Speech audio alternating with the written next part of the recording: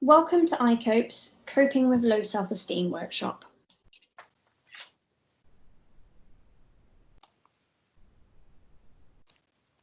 So who are we? Icope is Camden and Islington's NHS IAP provider. We are a psychological therapy service, so we support people with mild to moderate anxiety and/or depressive disorders. And our treatment interventions are primarily based on cognitive behavioural therapy. We offer one-to-one interventions for common mental health problems, as well as psychoeducational, therapeutic groups and workshops such as today's.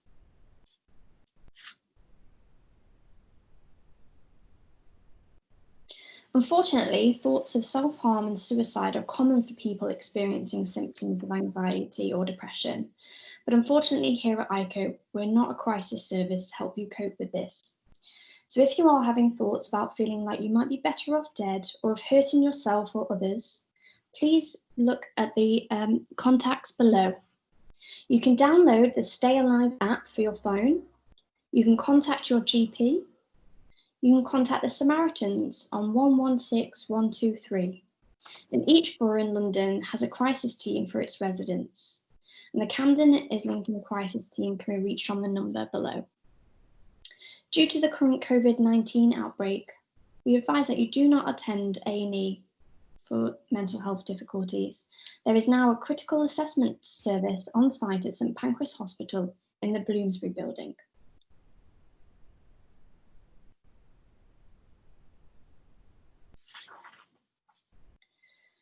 So this is what we'll aim to cover today. We'll be looking at some theory, as well as going through some practical exercises. We'll be introducing some techniques for a more balanced, compassionate view of yourself.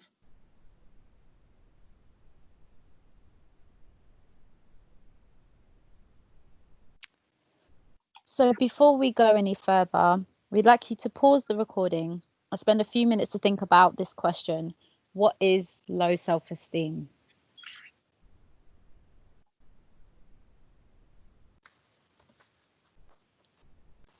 For the purpose of today's workshop, it is important that we are working from the same definition of self-esteem. So for today, we consider self-esteem to be how we view ourselves, and in particular, it is the amount of value we consider we are worth. This shows itself in how we think, behave, and feel.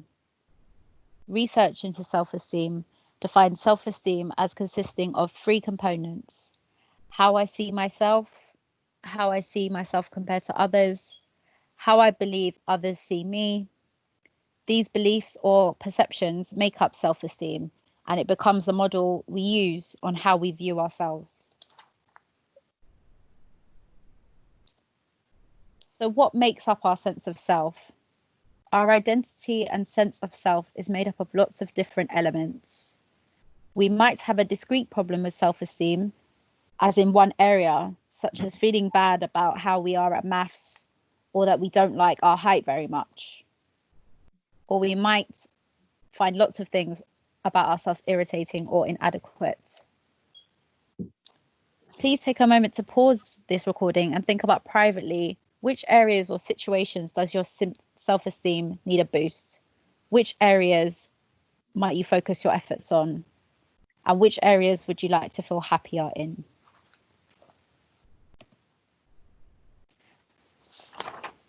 We'd now like to introduce to you a case study that we'll be referring to throughout this workshop.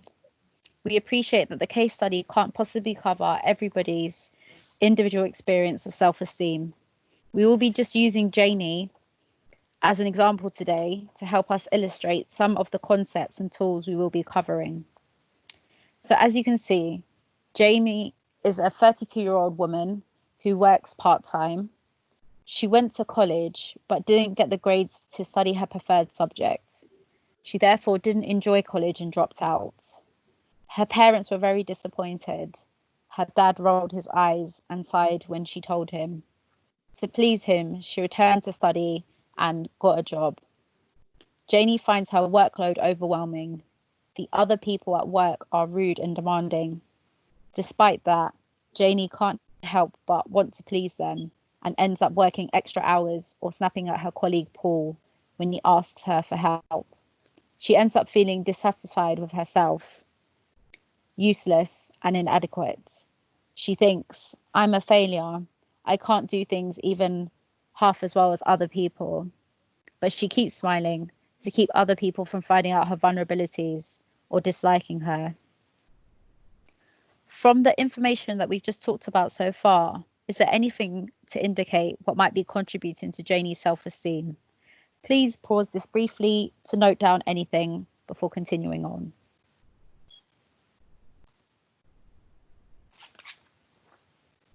So, what causes low self-esteem?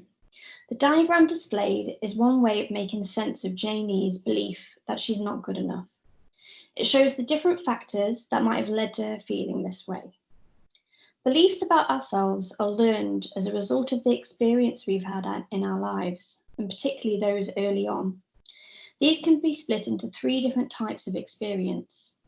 Negative experiences, for example, punishment, criticism, bullying, loss, rejection, abuse, trauma, family rules and expectations.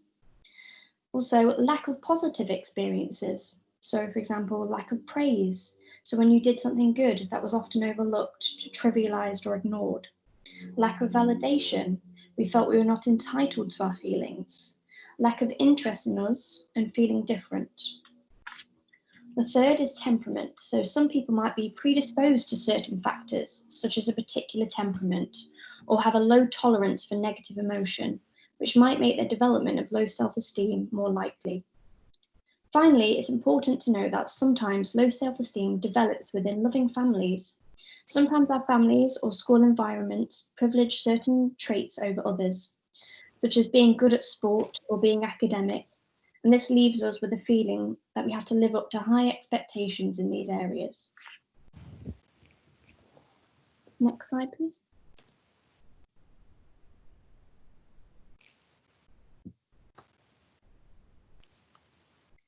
Low self-esteem consists of a set of negative beliefs, memories, and stories about ourselves and the kind of person we are. Often our beliefs are conclusions we arrive at based on what has happened in our lives. At some point in time, our experiences might have made these beliefs seem true. When we have thoughts like these, they often come with strong and pleasant emotions, which can make the thoughts feel very true and real. We might then take these beliefs as facts rather than ideas or opinions that our mind has created. This is such an important point to think about and something that we will keep coming back to throughout the workshop. If we believe these negative opinions about ourselves to be true, then this will influence our perception of things and might lead to a biased or unhelpful way of viewing the world and the things that happen to us. Next slide, please. So what if these ideas we have about ourselves are wrong? Over time, people can develop a mental filter, which ensures that only the evidence that fits our belief system is allowed to enter. Any contradictory information is rejected as it does not fit, or the evidence is altered to make it fit. For example, let's consider someone who has the belief about themselves, I'm boring. They go to a party and someone laughs at their joke. They may not really pay attention to this, or might decide the person was just being polite and didn't really find them funny. And when someone they're talking to yawns, they might have a lot of time dwelling on this and decide that this shows that they were a boring person. If we can let all the information come through and inform our beliefs, we can start to change these ways of thinking that are biased against ourselves. Next slide. So how is low self-esteem maintained? We've touched on how low self-esteem can develop when negative experiences, an absence of positive experiences, or factors like temperament lead to critical beliefs about ourselves. Once these negative self-beliefs have developed, they are maintained by the way that we think, feel, and behave. Thoughts, if you keep telling yourself these negative thoughts, you will continue to believe them. Feelings, so feeling low or anxious can lead to thinking negatively about ourselves and negative thoughts about ourselves can keep us feeling low and anxious. Behavior, acting in a way that is consistent with your idea of your negative beliefs. It's difficult to start with changing our feelings. So usually change begins with our thoughts and our behaviors, and then the change in our moods follows. We'll now move on to introducing you to some skills that will help you break out of this cycle.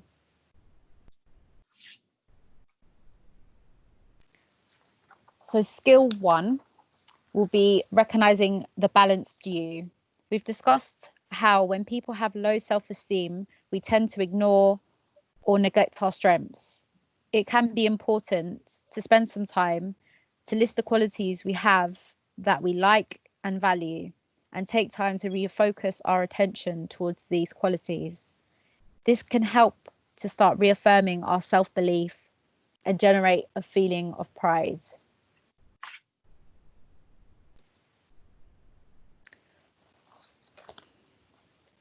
What words or qualities can we think to describe ourselves? For someone with low self-esteem, it actually might be very difficult to generate balanced words and qualities which you might use to describe yourself, especially if for a long time you've been quite self-critical. To get us going, we thought it would be helpful to pause the recording and do an exercise. So using a notepad and a pen, come up with some more balanced attributes about yourself. It can be a word or a phrase. And to help you come up with these, you might want to think about someone who really gets you, someone who understands and cares for you, someone whose opinion you value. This could be someone in your life now or someone from the past. You might even choose someone who doesn't know you that well or even at all, but you admire for their compassion and kindness, e.g. a friend's mother. What would they say about you? What are you good at? Please pause the recording here to think about some attributes and write them down in the notebook. And how did you find that exercise? Was it easy or was it difficult? Review what attributes you came up with.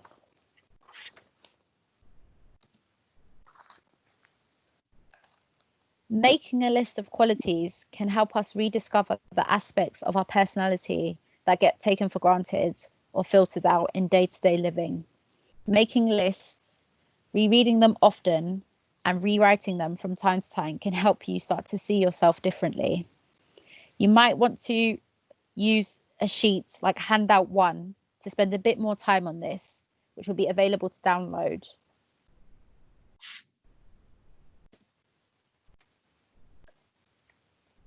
The second part of this is, as well as acknowledging our qualities, it can be helpful to find evidence for them.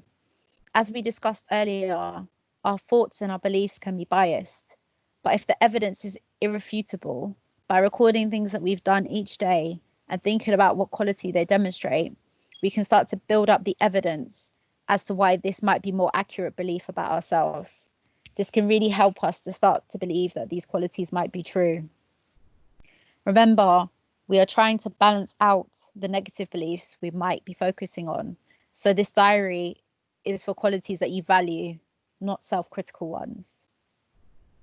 You can download handout 2, where we have prepared an example of a diary of personal qualities that you could use to make a record. I'd like to do a quick exercise now. So if you pause the recording now and write down 3 things you've done today and what quality this has demonstrated. If you find you are struggling, we'd like to point out the fact that you came here today. This could demonstrate bravery, dedication, good self-care, and curiosity.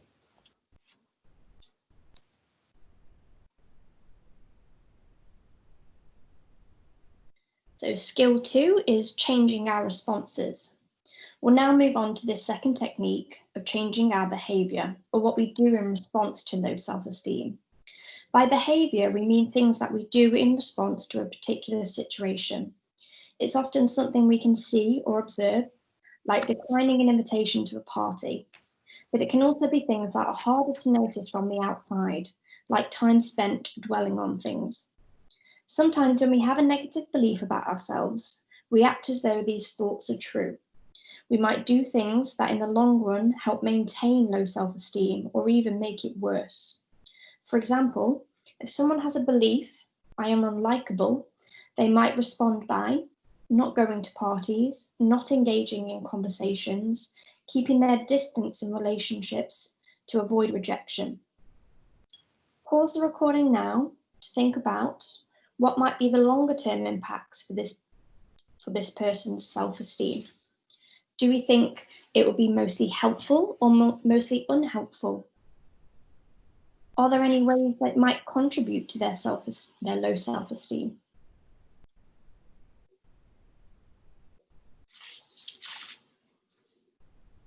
Next slide.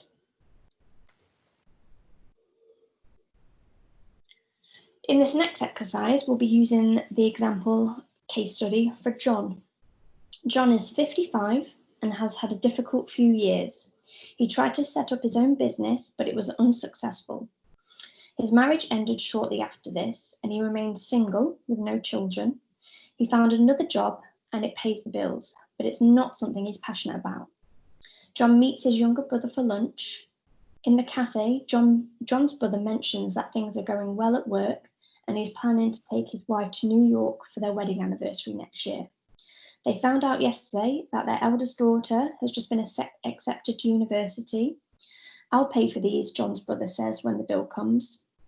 John goes home feeling low. He thinks, I've made a mess of my life. I'm going nowhere. Pause the recording now for the following exercise. We'd like you to think about some examples of what John might do for the rest of the day. How might he behave? What might he do with his time? Feel free to be creative with this. If you're struggling, think about what you sometimes do when you're being hard on yourself.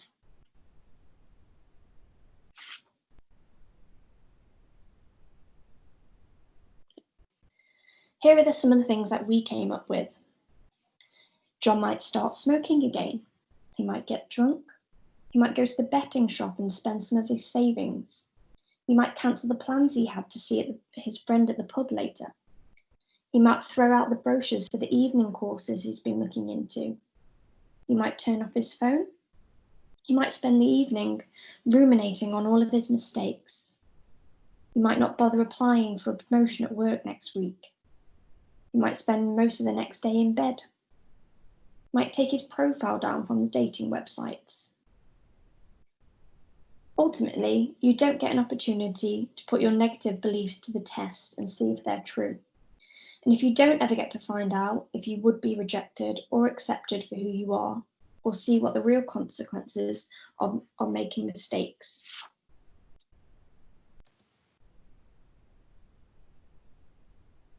Following on from this, we would encourage you to start doing more of the things you enjoy already when you're feeling better about yourself, and also the things that you might have been avoiding due to low self-esteem. Everyone deserves to take care of themselves and do things that they enjoy. Doing something self-soothing helps us feel good about ourselves. Think of the different sensory experiences and how you can do different things to make yourself feel good. There may be things that we have always wanted to do, but never have risked it or taken up the challenge. However small it might seem, this can increase self-confidence. Accepting a challenge in itself can have a positive effect by giving us a sense of achievement. Even if we fail, at least we've tried, and we can feel proud of that. A big part of feeling better about ourselves is allowing yourself the opportunity to do things for yourself and feeling that you deserve them. Next slide. Pause the recording now for the following exercise. What do you do already when you're looking after yourself well? Is there anything that you used to enjoy when you were younger that you might like to do again? Or something maybe that you've never tried? And think about how you feel after you've done these type of things. Pause now to have a little think and note down some of the things that might be important to you. The main message here is that small, simple acts of self-care can have a real big impact. Okay, so one technique to help you put this into practice is to use a calendar. You might want to buy yourself a small diary or a calendar to stick on the fridge. Sometimes it can be difficult to make time for enjoyable activities if we have a lot on. And sometimes if we don't have much going on the days, it can seem endless and hard to fill.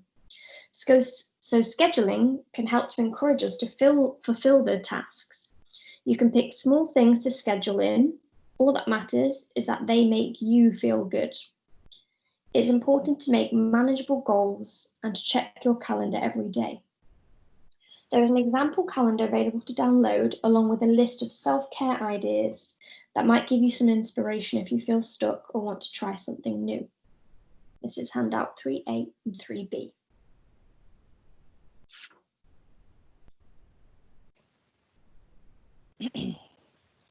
So the next skill, or skill 3, we will be talking about is catching and balancing negative thoughts. The third and fourth technique will actually be suggesting on different ways you can manage negative thoughts.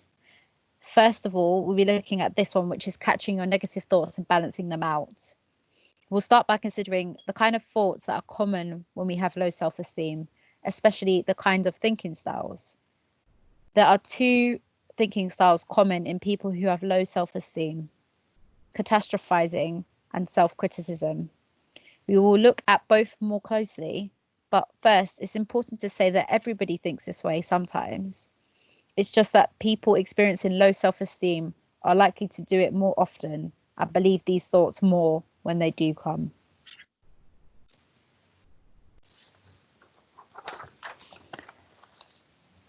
Let's take catastrophizing first. We catastrophize when we make predictions about how situations will turn out. We overestimate the likelihood of bad things will happen. We exaggerate how bad things will be, and we underestimate our ability to cope if things do go wrong.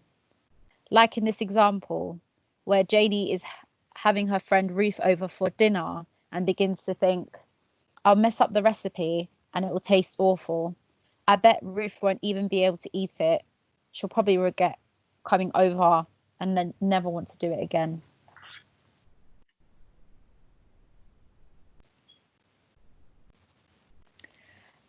Being self-critical. Evaluating ourselves in a harsh, critical, and negative way. Beating ourselves up for not meeting the standards we set ourselves. Making generalizations about ourselves based on specific events. On the side, there is a few examples for each of those.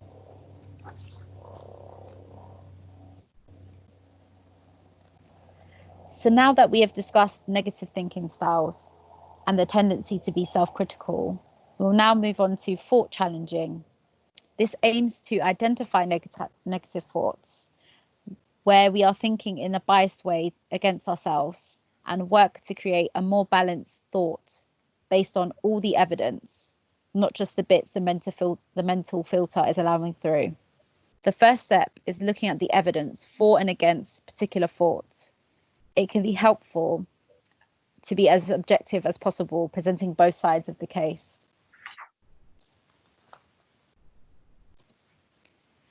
We thought it could be helpful to go through an example using one of Janie's self-critical thoughts. So let's take Janie's thought here of, I'm useless at talking to people. He thinks I'm really boring. The aim is to ask questions that will help us gather evidence for and against this thought. So some helpful questions might be, has anyone ever commented on whether you're good company or not? What happened in this situation? Did your colleague come back? Do you always find it difficult to talk to people? Has anyone ever commented on whether you're good company? If a friend of yours was in this situation, what would you say to them? Are there alternative explanations for this? On a notepad, you can write some examples of evidence for and against.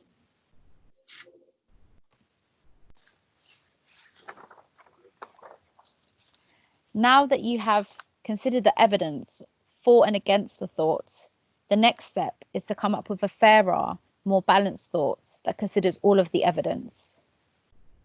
There might be several possible balanced thoughts. Remember, when this is not that we're just thinking positively, we are not necessarily looking for the opposite of the original thought and say that everything is completely wonderful.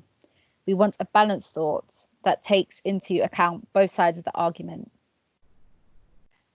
Pause the recording now to write down a more balanced thought for Janie.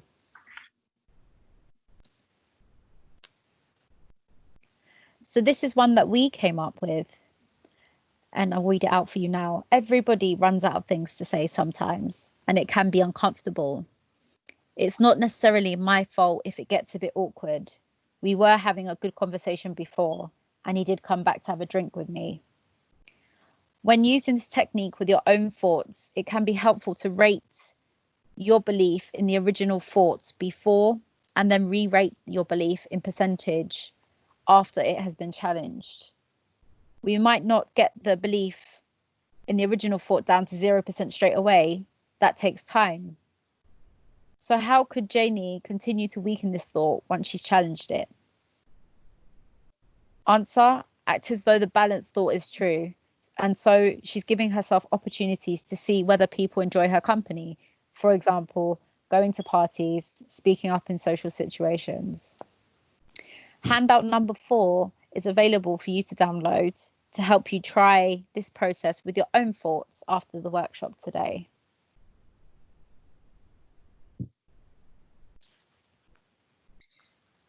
And skill 4, using mindfulness. So this will be our final technique for today. Before we start, it's important to acknowledge that mindfulness is a fully developed skill in its own right. Unfortunately, we don't have the time today to fully do it justice and teach you how to practice mindfulness fully. Today, we'll be giving you the opportunity to have a taster of how mindfulness can help us cope with distressing thoughts. So what do we mean by mindfulness? Mindfulness is about paying attention to who we are right now, not trying to change it at all, and just to be present in the moment, about being curious, non-judgmental, and patient about what we're experiencing. Next slide. Our minds are often in the past, focusing on what went wrong or what we'd wish we'd done differently, or in the future, worrying about what's coming up and who we'd rather be. Obviously, we don't want to feel sad, unhappy, nervous, or angry. We don't want to be in this queue, this traffic jam, this argument, or this meeting.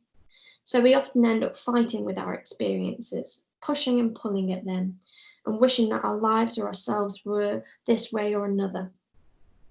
When we're thinking this way, the present moment is actually often not a bad place to be. Next slide.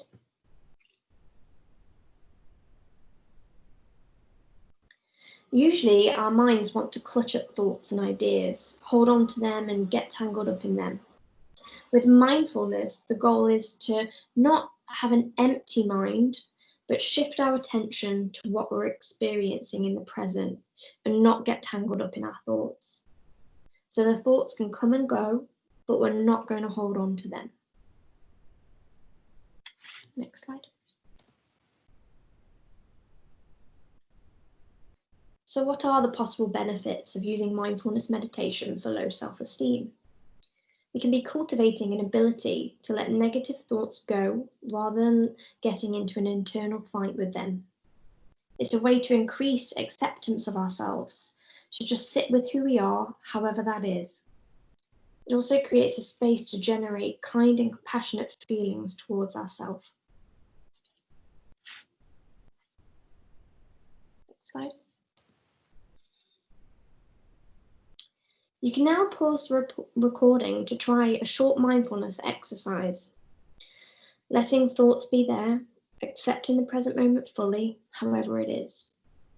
You can follow the SoundCloud link on the slide and click on track 2, relaxing breathing space. Afterwards, we would recommend making a note of how that felt, how easy or difficult you found it, and how you feel now in comparison to before the exercise. We would like to reiterate that this is a skill that takes time to develop, and it's usually recommended that people practice every day. If you're interested in pursuing mindfulness, there are many resources online, or you might want to look into local mindfulness courses to learn the technique more fully. You can pause the recording now to give this a go.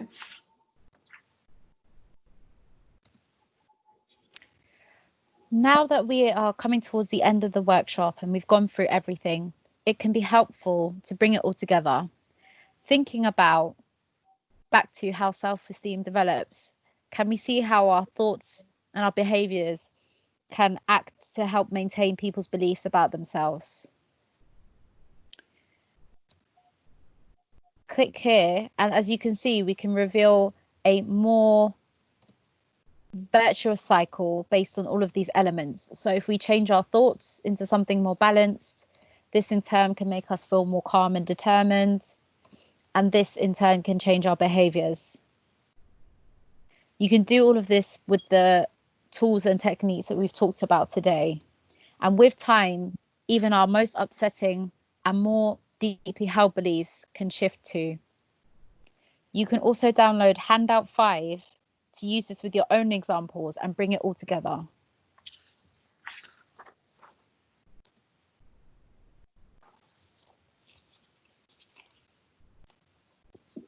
It can be difficult to put things into practice once you leave the workshop. To start you off thinking about this, we invite you to spend a moment now thinking about one goal you can set for yourself for the coming week. To help, you might want to think about whether anything we've discussed today could be particularly helpful or meaningful for you beyond the workshop. Some tips for setting goals. Make specific rather than general goals. An example of a general goal is, I want to be more confident. To make a more specific goal, ask yourself, what will I be doing if I am acting more confident? Be realistic, start with the easiest goal first. Phrase the goals in terms of what you will do rather than won't. For example, instead of saying, I don't want to be self-critical, you could say, I will acknowledge my achievements at the end of each day. Change takes time, and it might be helpful to introduce these techniques slowly into your day-to-day lives. This is why it's so important to make these goals realistic, and don't put too much pressure on yourself to change everything all at once. There might be setbacks along the way. The main thing is that we're going in the right direction.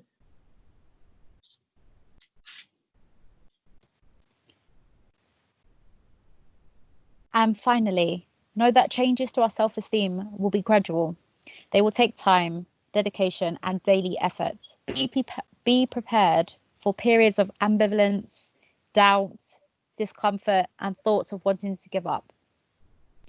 But be kind to yourself as you learn and practice these skills.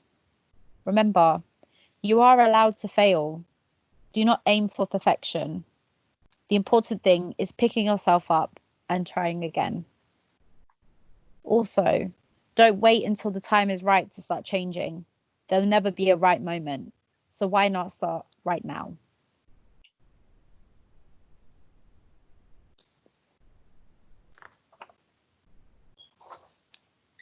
So thank you for watching this workshop today. We'd now like to direct you to some further reading on this current slide that you might find interesting. You can also follow the link at the bottom of the slide for a more comprehensive reading list of more recommendations.